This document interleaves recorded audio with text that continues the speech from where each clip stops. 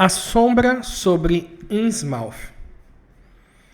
Durante o inverno de 1927-1928, autoridades do governo federal fizeram uma misteriosa e secreta investigação sobre certas instalações no antigo porto marítimo de Innsmouth, em Massachusetts. O público só tomou conhecimento disso em fevereiro, depois de ocorrer uma ampla série de incursões policiais e prisões, seguida por incêndio proposital e explosão com dinamite, com as precauções cabíveis, de um enorme número de casas caindo aos pedaços, carcomidas e supostamente vazias na zona portuária abandonada. As almas menos curiosas consideravam essas ocorrências um dos maiores confrontos numa guerra intermitente ao contrabando de bebidas alcoólicas. Os leitores de jornais mais assíduos, contudo, admiraram-se com o prodigioso número de prisões, com as excepcionais forças policiais empregadas para efetuá-las e o sigilo envolvendo o destino dos detidos. Não se publicaram notícias de julgamentos nem de acusações definidas, e tampouco se viram quaisquer detidos nas prisões regulares do país. Circulavam vagas declarações imprecisas sobre doenças e campos de concentração, e depois de dispersão em várias prisões navais e militares, mas jamais se soube de nada positivo. A própria cidade de Innsmouth ficou quase despovoada, e mesmo agora começa apenas a mostrar sinais de um lento renascer. Os protestos de muitas organizações liberais foram recebidos por longos debates confidenciais e alguns representantes foram levados em excursões a certos campos e prisões. Em consequência, essas sociedades tornaram-se surpreendentemente passivas e reticentes. As autoridades tiveram mais dificuldade para lidar com jornalistas, grande parte dos quais, porém, pareceu acabar cooperando com o governo. Apenas um jornal, um tabloide sempre desacreditado devido ao seu sensacionalismo, fez referências ao submarino de exploração de águas profundas que detonou torpedos no abismo marinho, pouco além do Recife do Diabo. Essa notícia, colhida por um acaso num bar frequentado por marinheiros, pareceu de fato muito inverossímil, pois o Recife, baixo e escuro, situa-se a uns 2,5 km do porto de Innsmouth. Pessoas em toda a região e nas cidades vizinhas sussurraram muito entre si, mas quase nada disseram ao mundo exterior.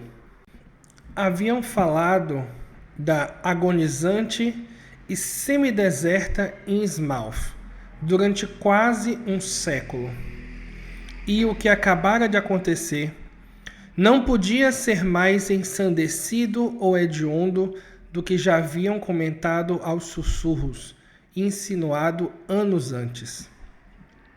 Muitos incidentes lhes haviam ensinado discrição, e agora de nada adiantaria tentar pressioná-las.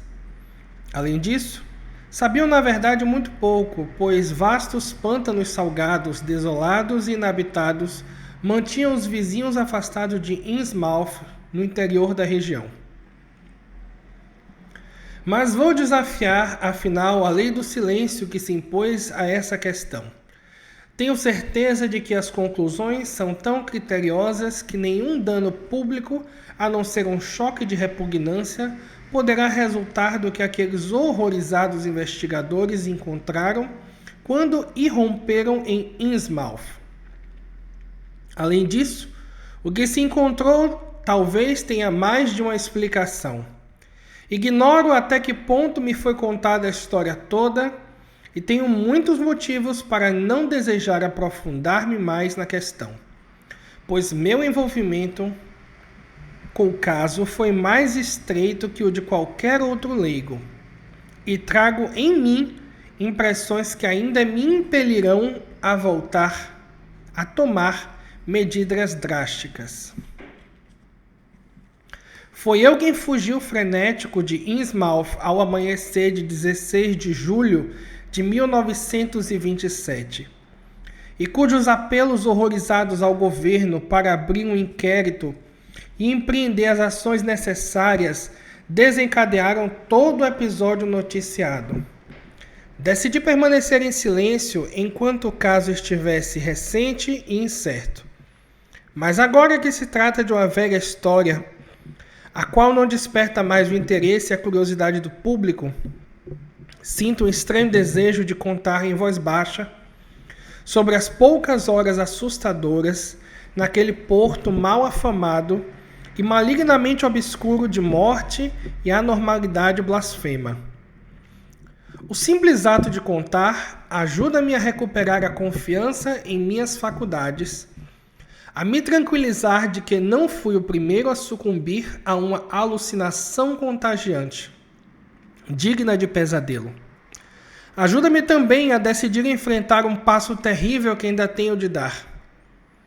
Jamais ouvira falar de Innsmouth, até o dia em que a vi pela primeira e até agora última vez.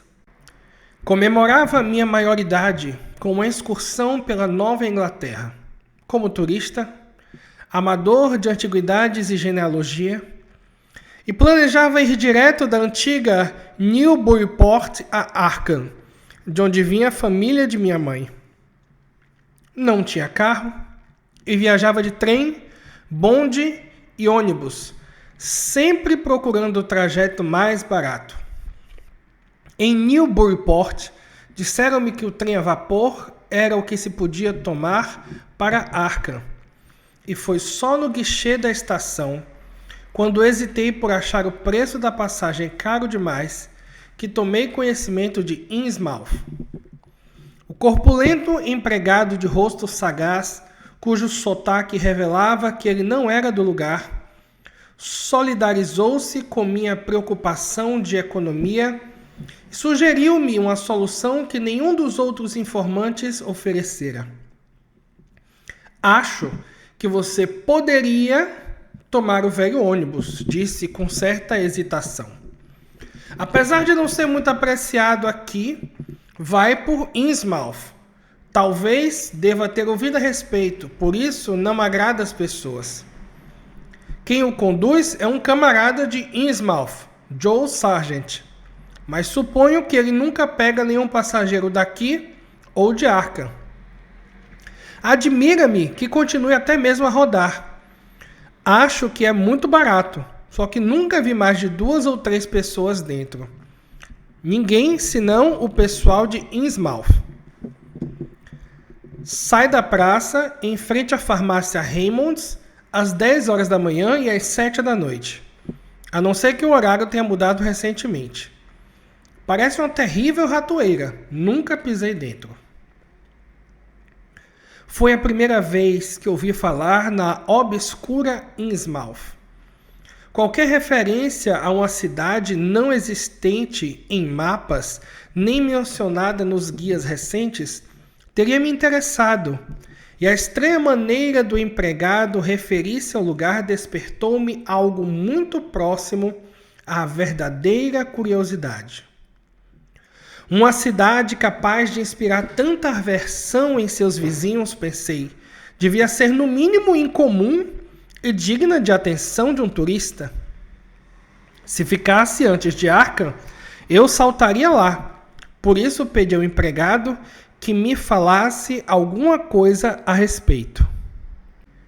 Cauteloso, ele respondeu com um ar de quem sabia mais do que dizia. Innsmouth, bem, é um povoado estranho na foz do rio Manusset. Era quase uma cidade, um porto marítimo, e tanto antes da guerra de 1812. Mas tudo ficou arruinado nos últimos 100 anos, ou por aí. Não tem mais ferrovia, A linha Boston a Maine nunca chegou lá e o ramal de Hawley foi abandonado há anos. Creio que tem mais casas vazias do que pessoas e quase não existe comércio, por assim dizer, exceto a pesca de peixes e de lagostas. Todos negociam, sobretudo aqui, ou em Arkham ou Ipswich. Outrora, já houve um bom número de fábricas, mas agora nada restou. A não ser uma refinaria de ouro, que passa muito tempo sem funcionar. Essa refinaria, no entanto, foi um bom negócio em seu tempo, e o velho dono, Marsh, deve ser mais rico do que o rei Creso. Tipo estranho, aliás, vive trancado em casa. Acredita-se que contraiu alguma doença de pele ou deformidade na velhice que o impede de se mostrar. Neto do capitão Obed Marsh, que fundou o negócio. Parece que a mãe era estrangeira, dizem que de uma ilha dos mares do sul, pois se levantou um escarcéu quando ele se casou com uma garota de Ipswich há 40 anos. Sempre fazem isso com as pessoas de Innsmouth, e aqui nas redondezas sempre tentam esconder qualquer sangue de Innsmouth que tenham nas veias. Aliás, pelo que vi deles, os filhos e netos de Marsh são normais, assim como todos os demais. Pedi que os apontassem para mim, mas pensando bem, não tenho visto os filhos mais velhos aqui faz um bom tempo. Nunca vi o velho. Por que todo mundo vê Innsmouth com tanta má vontade? Bem, meu rapaz, não se deve atribuir muita importância ao que dizem as pessoas daqui. Elas são difíceis de abrir a boca, mas assim que começam a falar, não param nunca. Acho que andam contando coisas sobre Innsmouth, principalmente baixinho, nos últimos 100 anos. E suponho que tem mais medo do que qualquer outra coisa. Alguns dos relatos fariam você rir, como aquele a respeito de que o velho capitão Marsh fechou um negócio com o diabo e trazia duendes do inferno para viver em Innsmouth, ou de uma espécie de adoração do diabo e terríveis sacrifícios em algum lugar perto do cais, que os habitantes derrubaram em 1845 ou por aí. Mas sou de Penton, em Vermont, e não engulo esse tipo de história. No entanto, você devia ouvir o que um pessoal dos velhos tempos conta sobre o Recife Sombrio ao largo da costa, que chamam de Recife do Diabo. Fica bem acima da água na maior parte do tempo e jamais muito abaixo da superfície, mas mesmo assim não se pode defini-lo como uma ilha. Segundo eles, às vezes, uma legião inteira de diabos é vista espalhada por aquele Recife, ou a entrar e sair de cavernas próximas ao topo. Trata-se de um penedo escarpado a mais de 2 quilômetros de distância e próximo ao fim dos tempos áureos da navegação, os marinheiros faziam grandes desvios só para evitá-lo. Quer dizer que os marinheiros que não eram de Innsmouth diziam que uma das coisas que eles tinham contra o velho capitão Marsh é que ele às vezes desembarcava no Recife durante a noite, quando a maré permitia. Ouso dizer que talvez o fizesse porque a formação do penedo era interessante. E talvez é possível que procurasse botim de piratas e até os tenha encontrado, embora circulassem rumores de que ele negociava com demônios ali. Imagino que de fato tenha sido o capitão quem deu má reputação ao Recife.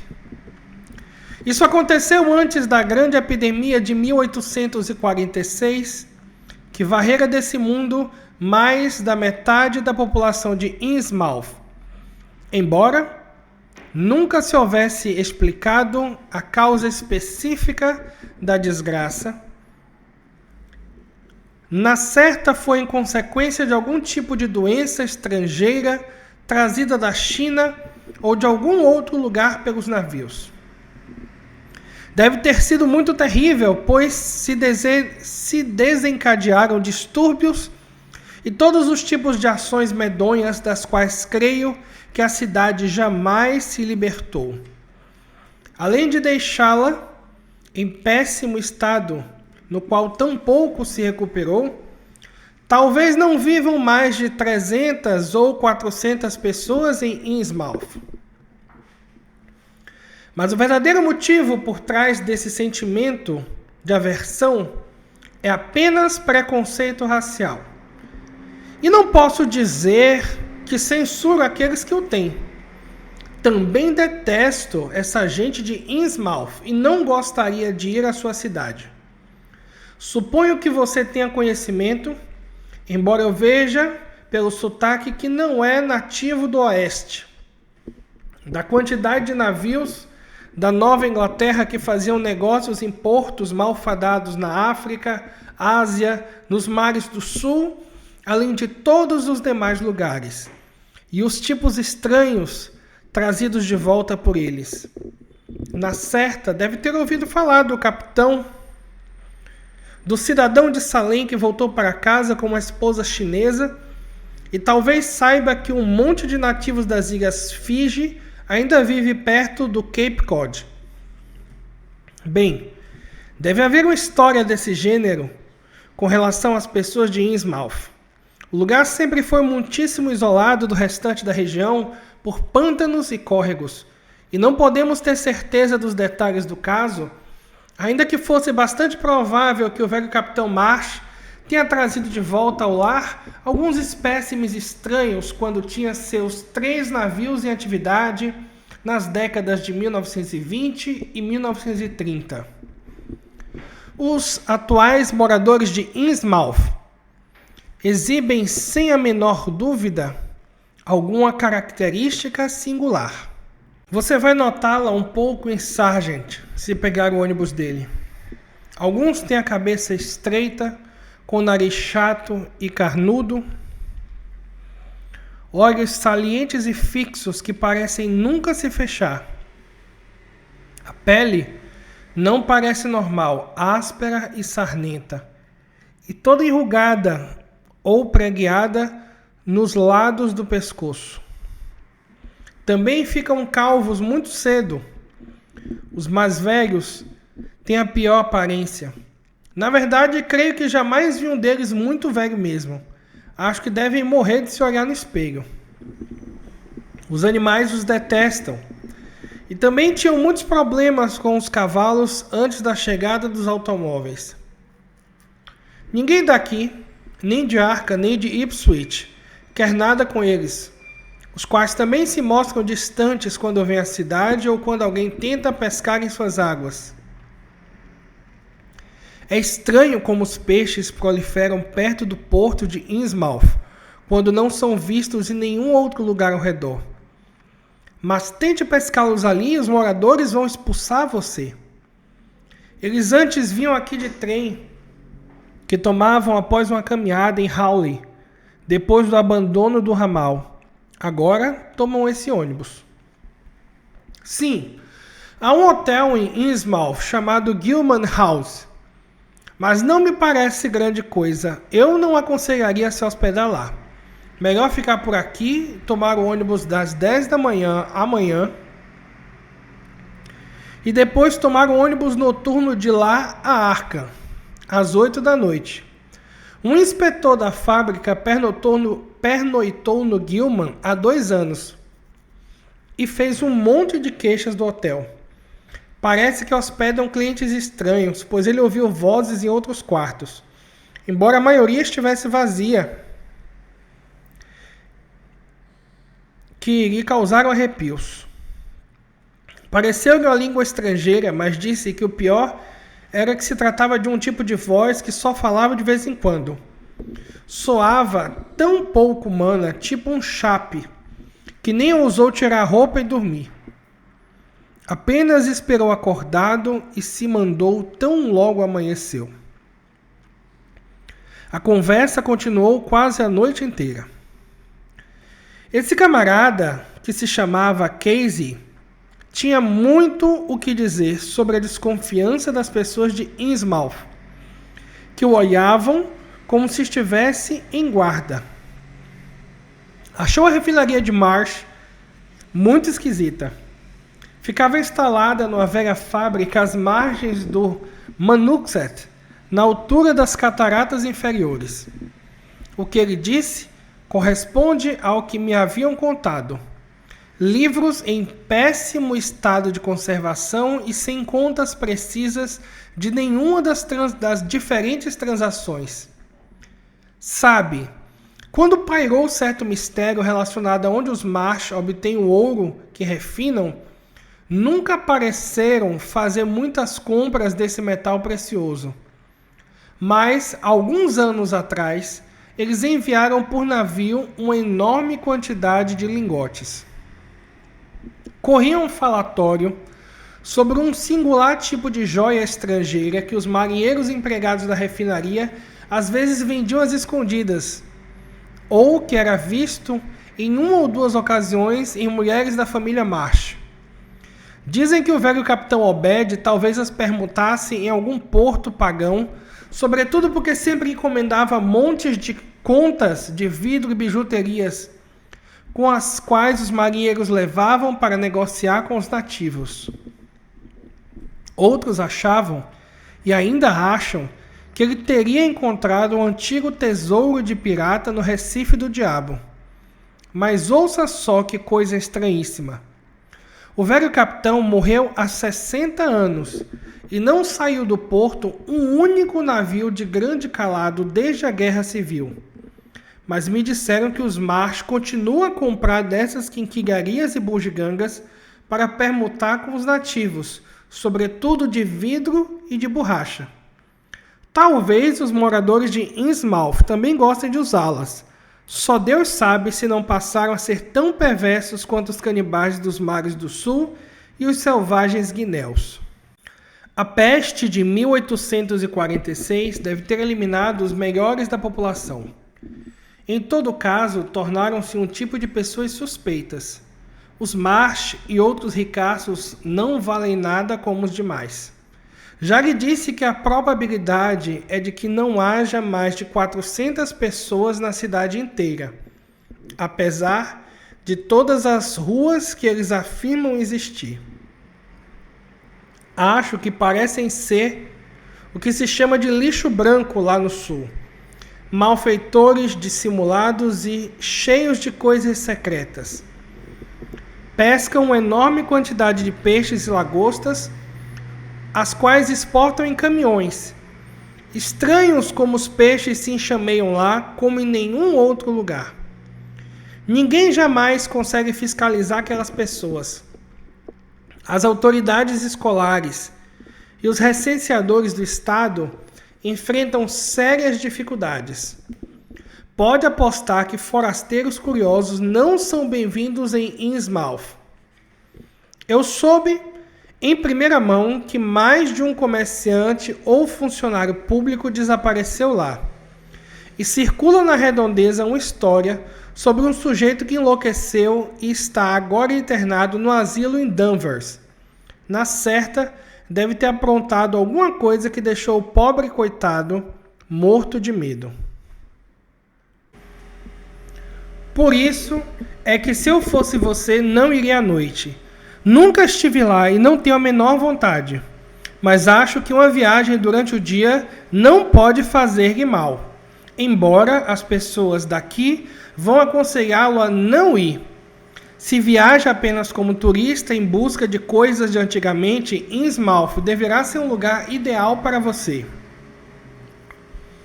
E assim, passei parte daquela noite na biblioteca pública de Newburyport à procura de informações sobre Innsmouth. Quando tentei interrogar os nativos nas lojas, no restaurante, em garagens e no posto de bombeiros, achei-os ainda mais difíceis de começar a falar do que previra o empregado da estação ferroviária. Dei-me conta, então, de que não devia perder tempo tentando vencer-lhes a reticência instintiva inicial. Eles tinham uma espécie de desconfiança obscura, como se houvesse alguma coisa errada em alguém se interessar demais por Innsmouth. Na ACM, Associação Cristã de Moços, onde eu ia pernoitar, o funcionário apenas desestimulou minha ida a um lugar tão sinistro e decadente. E o pessoal da biblioteca expressou uma opinião muito semelhante. Ficou claro que, aos olhos das pessoas cultas, Innsmouth não passava de um caso exagerado de degeneração cívica. As histórias do condado de Essex, nas estantes da biblioteca, tinham muito pouco a informar, além de que se fundara em 1643 a cidade, famosa pela construção naval antes da Revolução, centro de grande propriedade naval no início do século XIX e mais tarde de uma indústria fabril que usava o manufact como fonte de energia. Quase não se mencionavam a epidemia e as sublevações de 1846, como se fossem um descrédito para o condado. Faziam-se poucas referências ao declínio, embora o significado do último registro fosse inequívoco. Depois da Guerra Civil, toda a vida industrial restringiu-se à companhia de refinamento Marsh, sendo que a comercialização de lingotes de ouro subsistira como o único comércio importante fora a eterna pesca. Esta, porém, passou a render cada vez menos à medida que o preço da mercadoria caía e empresas pesqueiras de grande escala foram se tornando concorrentes. Embora nunca houvesse falta de peixes ao redor do porto de Innsmouth, raras vezes forasteiros se estabeleceram lá, e alguns fatos velados com toda a descrição comprovam que alguns poloneses e portugueses que o haviam tentado foram dispersos de maneira bastante drástica. O mais interessante de tudo era uma breve referência às estranhas joias associadas a Innsmouth. Com certeza, haviam impressionado muitíssimo todo o campo, pois se viam no livro referências a algumas peças no Museu da Universidade Miskatonic em Arkham e na sala de exposição da Newburyport Historic Society. As descrições fragmentárias desses objetos eram banais e insignificantes, mas me causaram uma impressão de persistente estranheza. Desprendiam alguma coisa tão estranha e provocadora que não consegui tirá-las da cabeça. Por isso, decidi, apesar da hora um tanto avançada, ver a amostra local, se fosse possível. Pela descrição, tratava-se de um objeto grande, de singulares proporções, que representava de certo uma tiara. O bibliotecário entregou-me um bilhete de apresentação à curadora da sociedade, uma senhorita Anna Chilton, que morava perto. E após uma breve explicação, a velha senhora teve a bondade de me conduzir ao interior do prédio fechado, pois ainda não era tarde demais. A coleção era de fato admirável, mas naquele estado de espírito eu não tinha olhos senão para o objeto incomum que reluzia num armário de canto sob lâmpadas elétricas.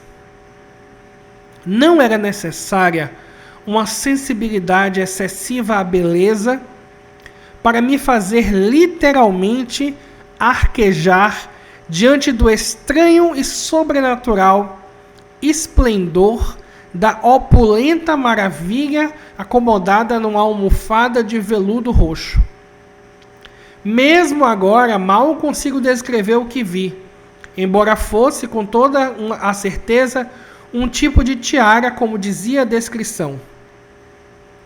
Alta na frente, tinha um aro na base enorme e com uma estranha irregularidade, como se desenhada para uma cabeça de excêntrico contorno, quase elíptico.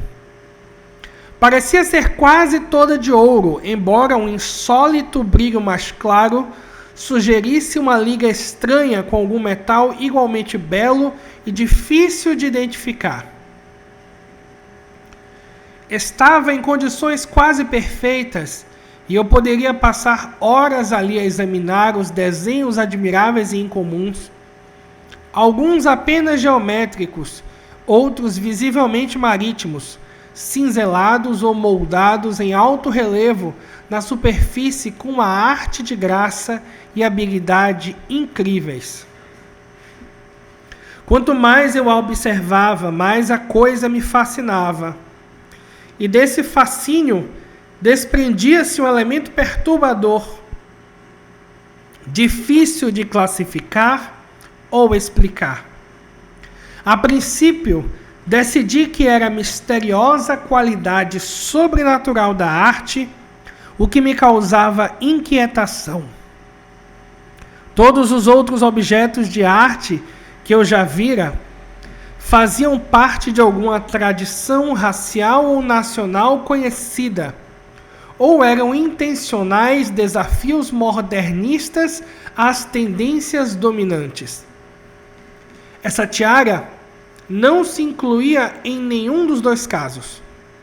Resultava visivelmente de alguma técnica arraigada, de infinita maturidade e perfeição.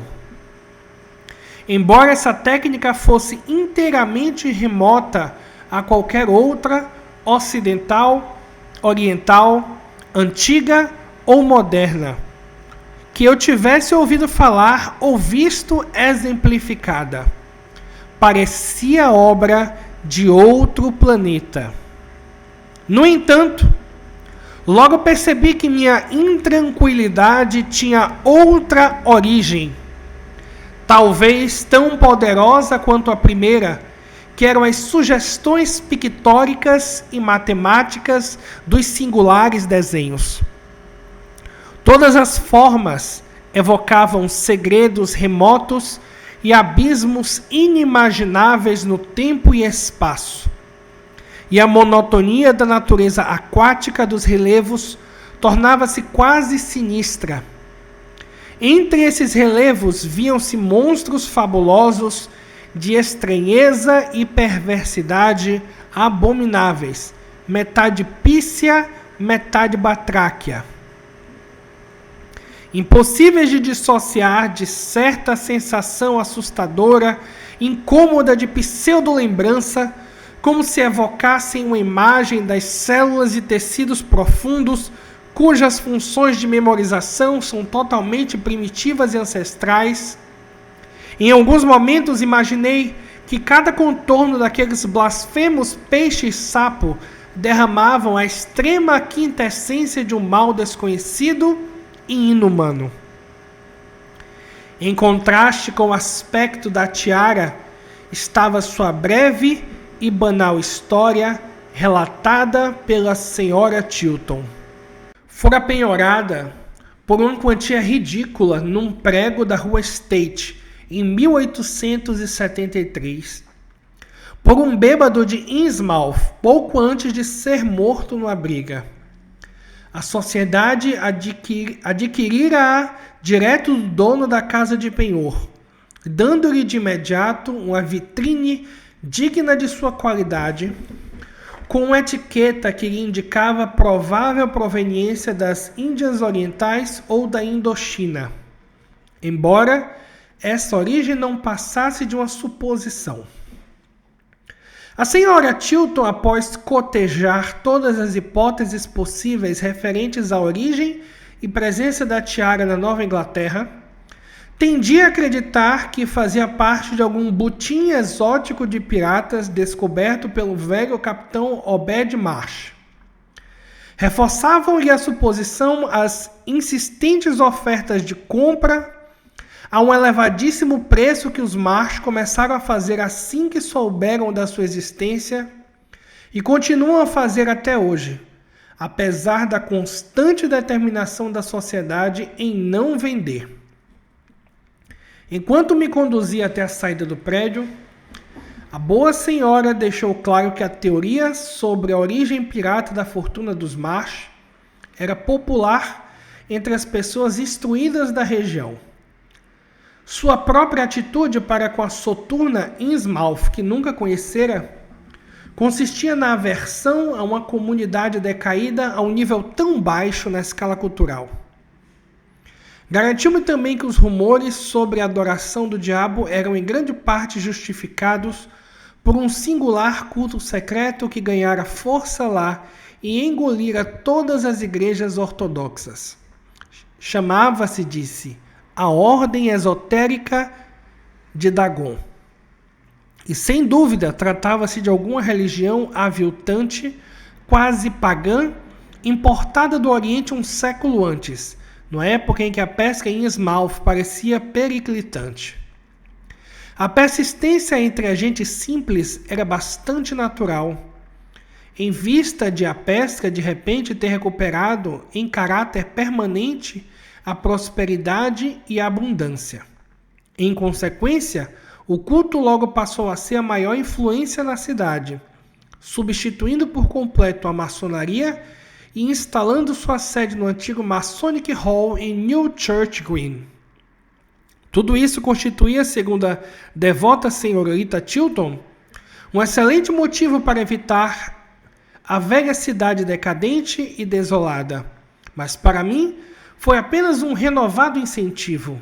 Às expectativas arquitetônicas e históricas que eu já trazia, acrescentou-se então um intenso entusiasmo antropológico e mal consegui dormir no quartinho da ACM no decorrer da noite.